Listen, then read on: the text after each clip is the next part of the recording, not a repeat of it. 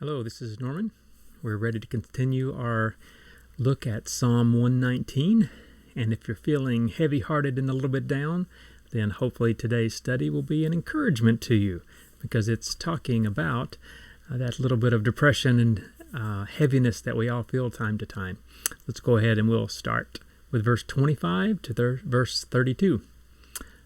My soul cleaveth unto the dust. Quicken thou me according to thy word. I have declared my ways, and thou heardest me. Teach me thy statutes. Make me to understand the way of thy precepts. So shall I talk of thy wondrous works. My soul melteth for heaviness. Strengtheneth thou me according unto thy word.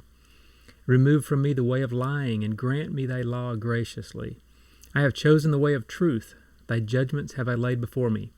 I have stuck unto thy testimonies, O Lord. Put me not to shame.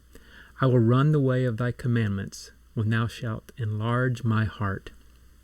Isn't that a cool picture here? We have the person who says, my soul is just down in the dust at your feet, and I despair even of life. But here, how is he quickened? How is he made alive? He says, give me life according to your word. As we look at Psalm 119 here in a couple of verses, in verses 25 and then again in verse 28, we're told that my soul, at the very depth of my being, my soul is melting away. It's down in the dust. I'm despairing of life itself. And where's the hope come from? It comes from God's word. And as he goes on in verse 26, he says, I told you of my ways. I told you of my life and my problems and my despair and my joys and pains, everything. We can talk to God. And he said, you answered me. Now that's a blessing in times of discouragement to know that God hears. And while we're on the topic or just thinking about this idea of talking to God and telling him our ways, or even the prayer request that we talked about before here, where we're saying, God, show me your word, teach me your word. When we think about prayer, unfortunately, many people often are stuck with the idea that prayer is a list of requests to God, but it really is a conversation with God. If we only are requesting all the time, every time we go to God, we're requesting, that really doesn't speak much of a friendship. If you have a friend that you only are asking for things every time you see them, they're not going to remain your friend very long.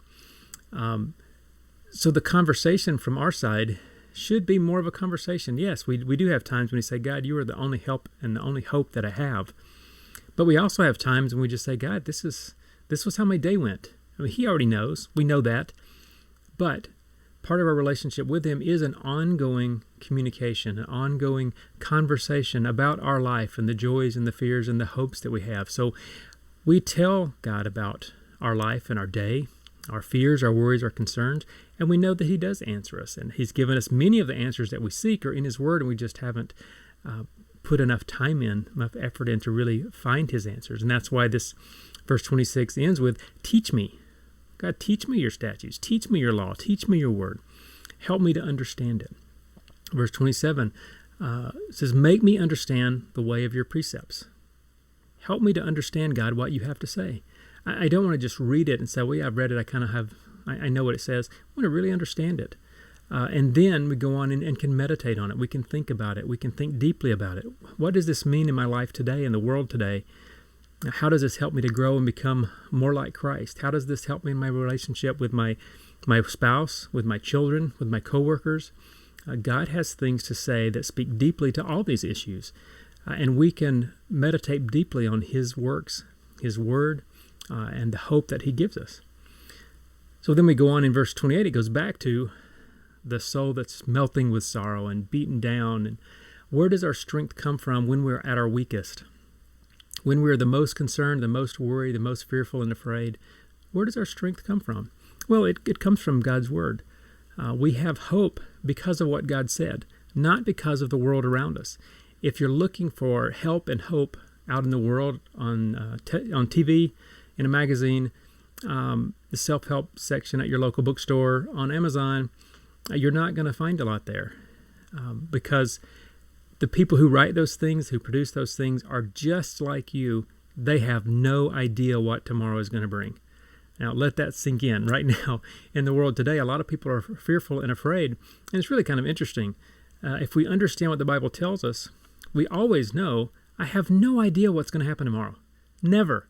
An hour from now, I have no idea what's going to happen. What am I supposed to do? Say, God, I absolutely trust you that you do know, and I'm going to do the best I can in the moment, right now, to honor you with my decisions, with my attitude, with my words, with all of my heart. I'll leave tomorrow to you. That hasn't changed.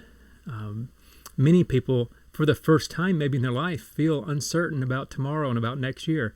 That's a good thing. That's a really good thing. We should be uncertain about tomorrow because God says, you don't know. You can trust me, though.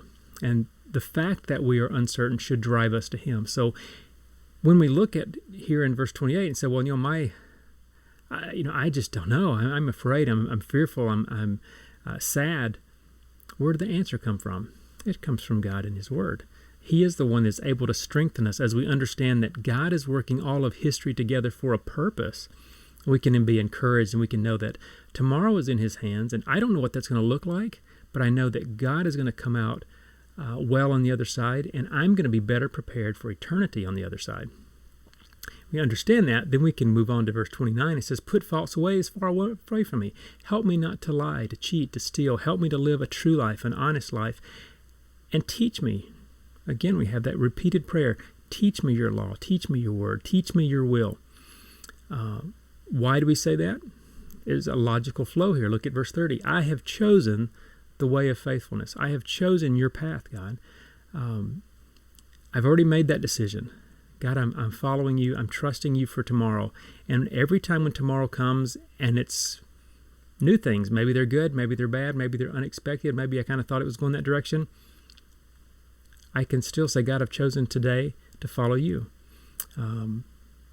Verse 31 goes on and says, I cling to your testimonies. Lord, let me not be put to shame. God, I trust that if I follow you, if I'm obedient to what you have to say, if I'm rejoicing in you and learning, then at the end of my life, I'm not going to be ashamed to have following you. It's not going to turn out to be a mistake. God, I trust that that's true.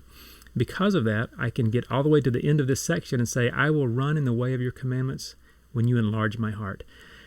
Part of my problem as a sinful human is that my heart is small and hard. And I tend to be at the center of it most of the time. So I'm not really thinking about other people. I don't know what the future holds. And it's hard for me to enlarge my heart and my thinking to include other people and God and all that He is doing and what other people need. And I have a small, hard heart that's focused on me. So as I choose God and His commandments in His way, one of my prayers is, God, enlarge my heart. Help me to love people as you do. Help me to love your truth as you do. Help me to love you. God, help me to, in all of my actions, all of my words, all of my thoughts, all of my attitudes, help me to be the person that you want me to be, so that tomorrow, when there's a need for me to be that kind of person, I will be there for others.